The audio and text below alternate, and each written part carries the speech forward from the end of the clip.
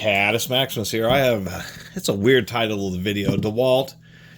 And actually, most of the power tool companies realize that they can make as much or more money as in many industries selling parts and accessories than they can the tools you actually use them with. So all these companies, Milwaukee, DeWalt, Makita, all have all their own, even Walmart and their Heart brand, have their own branded accessories. I talk about it like that because DeWalt has gotten a little too deep, and now they have high performance, high density, they have extended performance, and you just can't make up or down heads or tails of exactly which one is the really good one. So now I've why I've done that crazy video title, Thick Boy flap discs, is they have these yet new ones. I actually got these from Habitat for Humanity, and for some reason they cross out. I think these are donated from like hardware stores around the end of the year, tax purposes, that type of stuff. Takes them around a month to get around to pricing it, and that may be why they do that, as it's part of their de-assetting. Anyway, these are truly thick boy. We got a 40 grit, we have a 60 grit here. They want around $5 a piece for these, about the half the price of one of their big boy 7-inch hub wheels. So relatively speaking, you're getting a better deal on the larger flap discs than you are on the smaller ones. Now, for the longest time, they've always been kind of thin things. Maybe the DeWalts and the Makitas and the Milwaukees were a little better. They had, they were a little higher density. A few more sheets were, in the circle. And the sheets were a little bit longer. They're a little bit thicker. But man, when I saw these, it was just immediately obvious on the shelf. I've never seen a flap disc this thick before. And if we compare both of these 60 grit ones here, the coarser the grit, the thicker the discs are.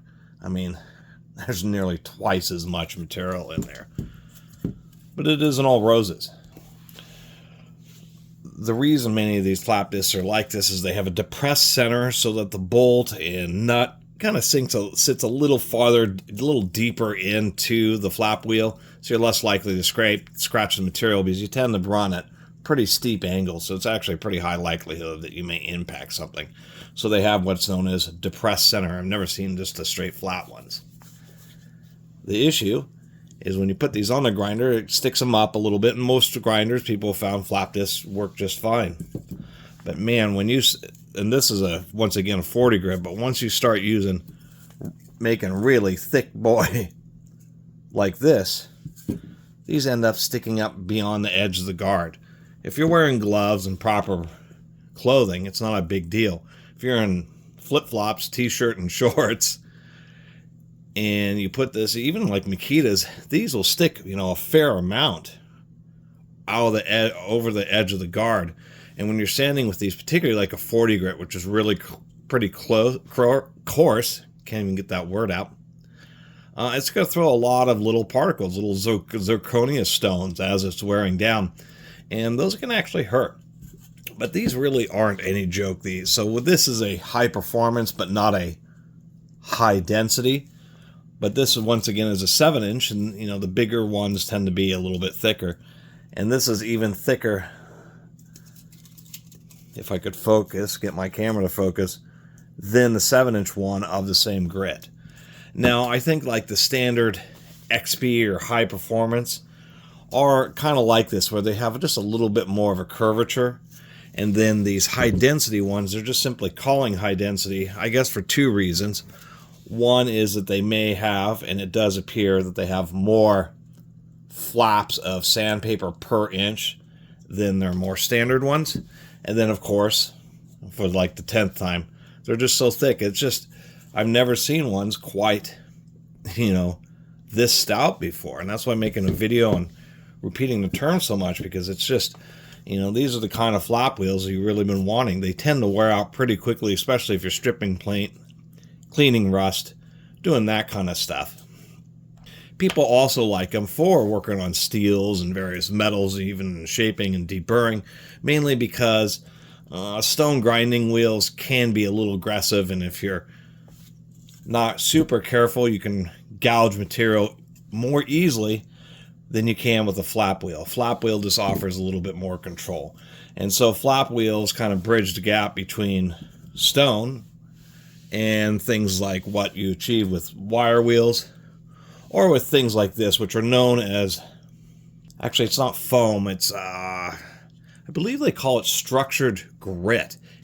Kind of an interesting term, where it's kind of like a sponge, but not really, because it's like a fibrous material that's been dipped and kind of molded with, you know, a sanding grit embedded epoxy.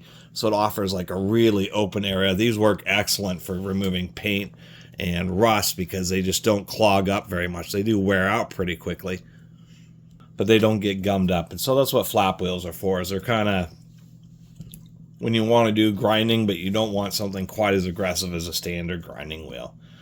So anyway, that's the confusion. I think these are being labeled as not extended performance, they are high performance, but specifically high density. But since I'm so confused, that's why I used the title of high density extended performance, because you kind of just got to throw it all in there.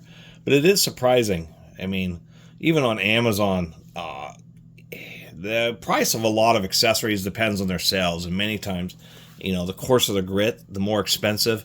But in this case, the really aggressive ones, like the 36 grits, are cheaper than some of the finer grits, just because they have lower sales.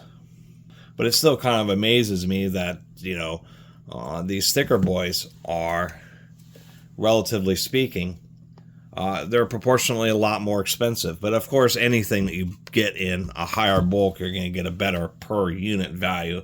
And that seems to be the same thing here. Because a 7-inch disc, I believe, will have twice as much area on it. Not to mention the cast center hub is also a lot more expensive. So it kind of surprises me that on Amazon these things will go for, or even more than half as much, like $6 versus 10 for something like this. But that's also the other moral of the story, to tell you the truth, is if you do have a 7-inch grinder, you're probably going to be better off actually getting 7-inch flap wheels, because you'll get a lot more productivity out of it.